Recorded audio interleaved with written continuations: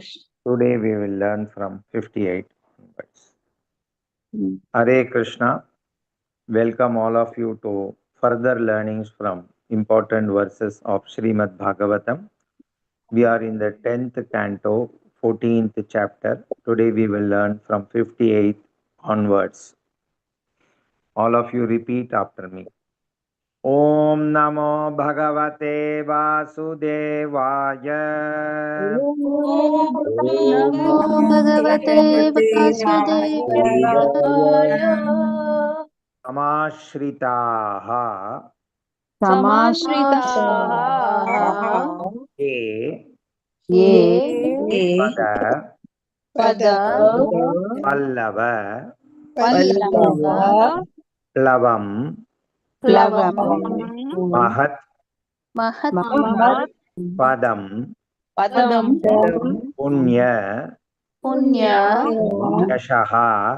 यशः मुर अरेः मुरहरेः भव भव अम्बुधीः अम्बुधीः वत्सपदं वत्सपदं परं पदं परं पदं पदं पदं पदं यत् यत् विपदां विपदां न तेषां. तेषां Let us see the translation. For those who have accepted the boat of the lotus feet of the Lord, who is the shelter of the cosmic manifestation and is famous as Murari, the enemy of the Mura demon. The ocean of the material world is like the water contained in a calf's hoof print. Their goal is Parampadam, Vaikuntha, the place where there are no material miseries, not the place where there is danger at every step. Let us learn line by line. Samashrita ye pada pallava plavam. समाश्रिताये पदप्लवम् Mahat padam punya yasho murarehe. पदं यशो मुरारेः Bhavam budhir vatsa padam param padam. पदं परं पदम् Padam padam yad vipadam na tesham. पदं यत् तेषाम् Two lines at a time. Samashrita ye pada pallava plavam. Mahat padam punya yasho murarehe. समाश्रिताये पल्लवपल्लवं पुण्ययशो मुरारेः Bhavam budir vatsa padam param padam. Padam padam yad vipadam na tesham. बुद्धिर्वत्सपदं परं पदं पदं पदं यत् तेषाम् Pura shlok. Samashrita ye pada pallava plavam. Mahat padam punya yasho murarehe. Bhavam budhir vatsa padam param padam. Padam padam yad vipadam na tesham. समाश्रिताये पल्लवपल्लवं पुण्ययशो मुरारेः बुद्धिर्वत्सपदं परं पदं यत् तेषाम् Let us learn in the tune. समाश्रिता ये पदपल्लवप्लवम्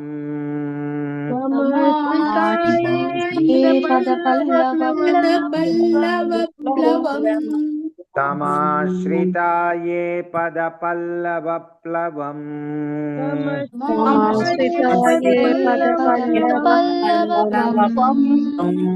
महत्पदं पुण्ययशो मुरारेः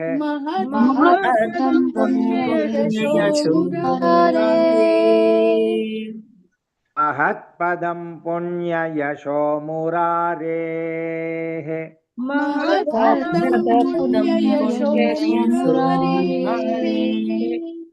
भवाम्बुधिर्वत्सपदं परं पदम्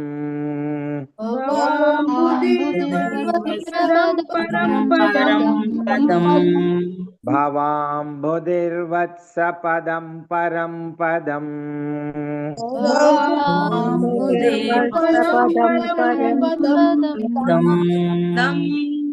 पदं पदं यद्विपदां न तेषाम्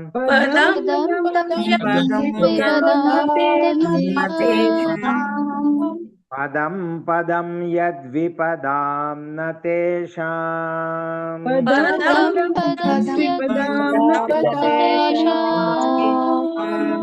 गोदो लाइन समाश्रिता ये पदपल्लवप्लवम् महत्पदं पुण्ययशो मुरारेः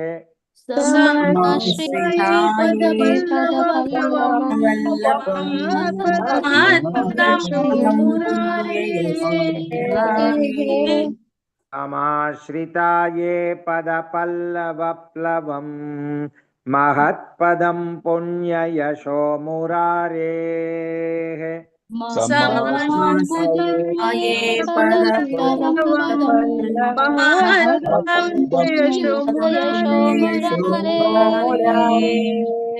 भवाम्बुधिर्वत्सपदं परं पदम् पदं पदं यद्विपदां न तेषाम्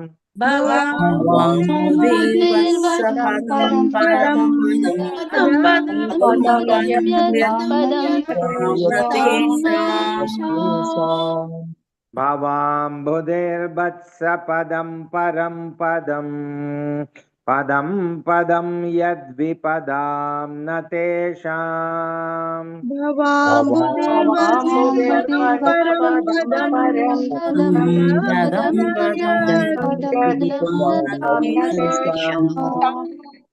पूरा श्लोक समाश्रिता ये पदपल्लवप्लवम् महत्पदं पुण्ययशो मुरारेः भवाम्बुधिर्वत्सपदं परं पदम् पदं पदं यद्विपदां न तेषाम्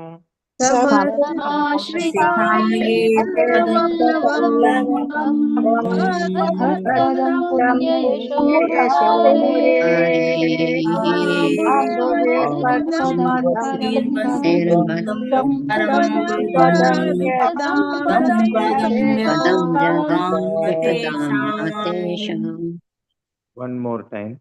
समाश्रिता ये पदपल्लवप्लवम् महत्पदं पुण्ययशो मुरारेः भवाम्बुधिर्वत्सपदं परं पदम् पदं पदं यद्विपदां न तेषाम्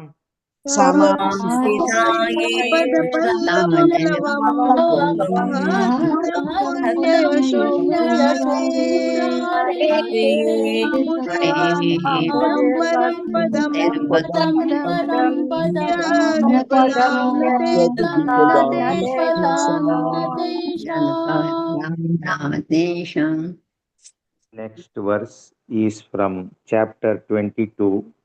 Krishna steals the garments of the unmarried gopis. 10.22.35. Etavat janma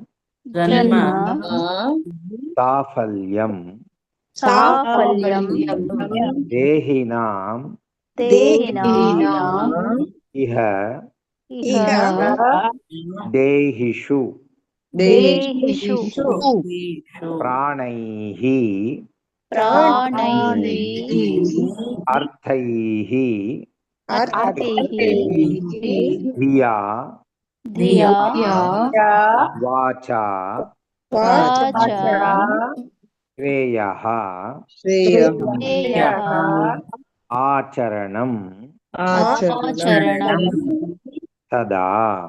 सदा Let us see the meaning. It is the duty of every living being to perform welfare activities for the benefit of others with his life, wealth, intelligence, and words.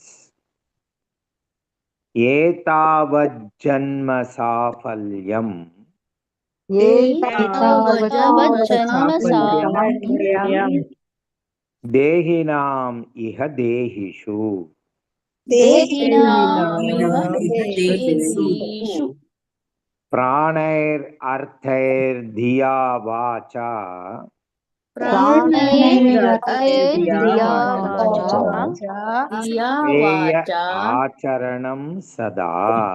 श्रेय आचरणं सदा. 2 line. एतावज्जन्म साफल्यं देहिनाम् इह देहिषु एतावज्जन्म साफल्यं देहिनामिव देहिषु प्राणैरर्थैर्धिया वाचा श्रेय आचरणं सदा.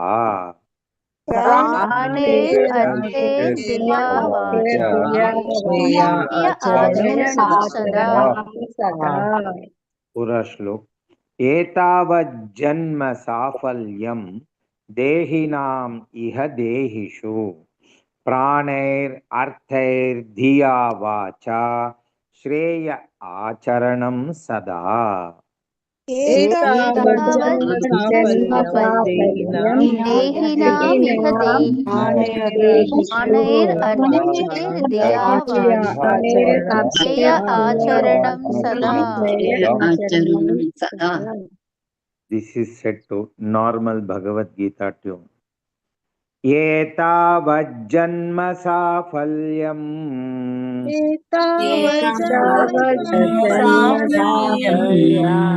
एतावज्जन्म साफल्यम्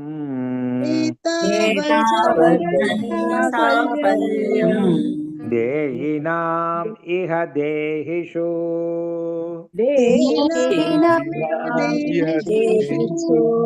देहिनाम् इह देहिषु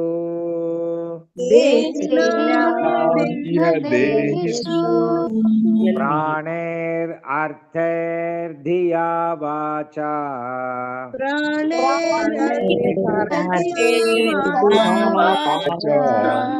प्राणैरर्थैर्धिया वाचा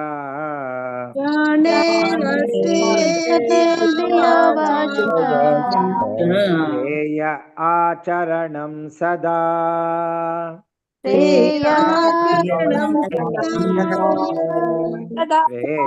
आचरणं सदा.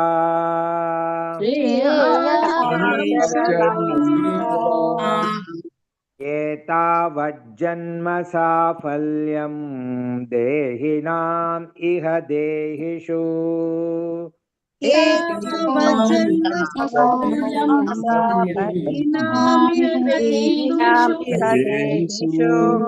एतावज्जन्म साफल्यं देहिनाम् इह देहिषु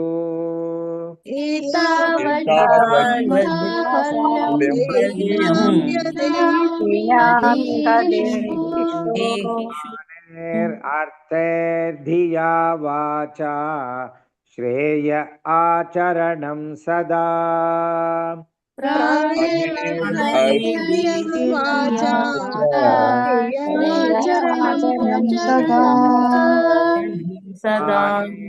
अर्थैर्धिया वाचा श्रेय आचरणं सदा प्राणेर्देयाचरणं सदा एतावज्जन्म साफल्यं देहिनाम् इह देहिषु प्राणैरर्थैर्धिया वाचा श्रेय आचरणं सदा एतावज्जन्मसाफल्यं देहिनामिहदेषु प्राणैर्वाचाचरणं सदा एतावज्जन्म साफल्यं देहिनाम् इह देहिषु प्राणैरर्थैर्धिया वाचा श्रेय आचरणं सदा एतावज्जन्मसाफल्यं देहिनामिहदेषु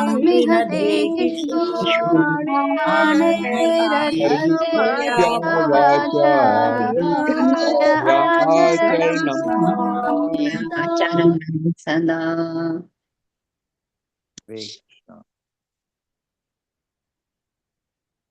Next verse. Kamam, Krodham, Bhayam, Sneham, Aikyam, Sauhridam, Yevacha, Nityam, Harau, Vidadataha, Yanti, Tatmayatam, Hi Te. Persons who constantly direct their lust, anger, fear, protective affection, feeling of impersonal oneness or friendship towards Lord Hari are sure to become absorbed in the thought of him. Chapter 29. Krishna and the gopis meet for the rasa dance. 10.29.15. Kamam krodham bhayam sneham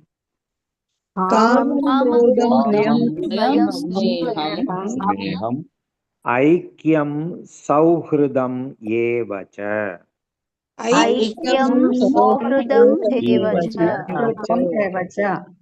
nityam harau vidadato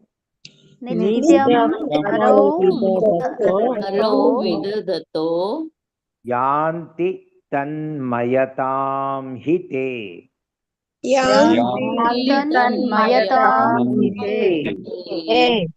Kamam krodham bhayam sneham aikyam sauhridam yevacha.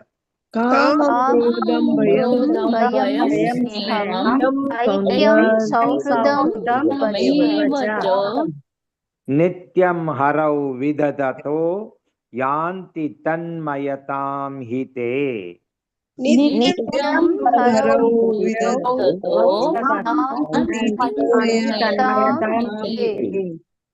Kamam krodham bhayam sneham aikyam sauhridam yevacha nityam harau vidadato yanti tanmayatam hite.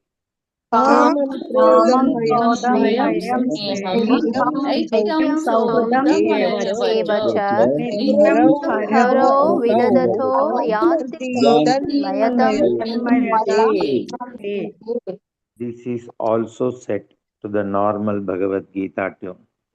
Kamam krodham bhayam sneham कामं क्रोधं भयं स्नेहं कामं क्रोधं भयं स्नेहं कामं क्रोधं भयं स्नेहम् ऐक्यं सौहृदं एव च ऐक्यं सौहृदमेव च ऐक्यं सौहृदं एव च ऐक्यं सौहृदमेव च नित्यं हरौ विदधतो नित्यं हरौ विदधतो नित्यं हरौ विदधतो नित्यं हरौर्विदधतो शान्ति तन्मयतां हि ते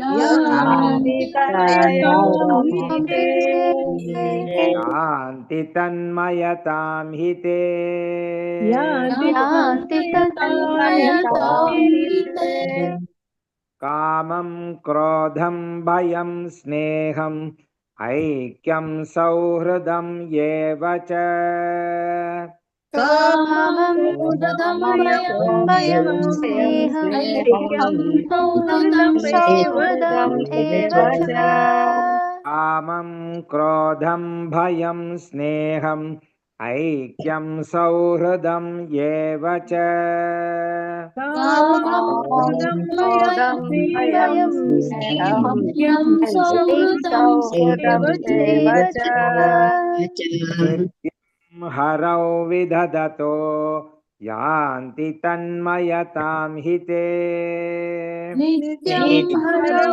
विदधतो यान्ति तन्मयतां हि ते यतं हरौ विदधतो यान्ति तन्मयतां हि ते नित्यं हरौ विदधतो यान्ति तन्मयतां हि ते कामं क्रोधं भयं स्नेहं ऐक्यं सौहृदं एव च नित्यं हरौ विदधतो यान्ति तन्मयतां हि ते कामं क्रोधं भयं स्नेहं नित्यं सौहृदमेव च हरौ विदधतो यान्ति तन्मयतां हि ते कामं क्रोधं भयं स्नेहं ऐक्यं सौहृदं एव च नित्यं हरौ विदधतो यान्ति तन्मयतां हि ते कामं क्रोधं भयं स्नेहं ऐक्यं सौहृदमेव च नित्यं विदधतो यान्ति तन्मयतां हि ते आज सीखा हुआ श्लोक एक बार मेरे से पारायण होगा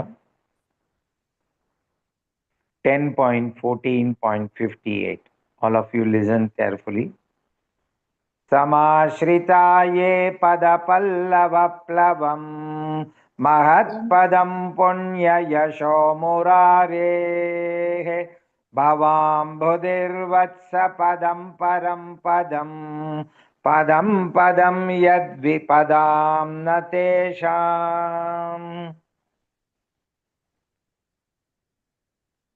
10.22.35 एतावज्जन्म साफल्यं देहिनाम् इह देहिषु प्राणैरर्थैर्धिया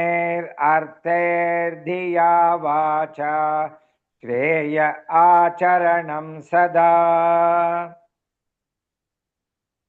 10.29.15 कामं क्रोधं भयं स्नेहं ऐक्यं सौहृदं एव च नित्यं हरौ विदधतो यान्ति तन्मयतां हि ते all of you repeat after me Hare Krishna Hare Krishna Hare Krishna Hare Krishna Krishna Krishna Hare Hare Krishna Krishna Hare Hare हरे राम हरे Ram Hare Rama Hare Rama Ram Ram Hare Hare Rama Rama Hare